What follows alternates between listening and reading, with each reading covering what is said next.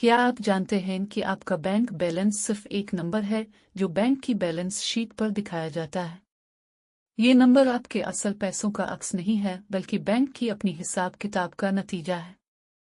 इसका मतलब ये है कि बैंक इस नंबर को अपनी मर्जी के मुताबिक तब्दील कर सकता है और आप इसके खिलाफ कुछ कर भी नहीं सकते। इसके अलावा बैंक हमारे पैसे खर्च करने का तरीका काबू करता है।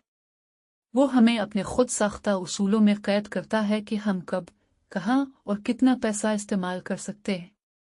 वो हमारा पैसा किसी और को सूद पर कर्ज देता है और इन्हें इसकी वापसी का दबाव डालता है।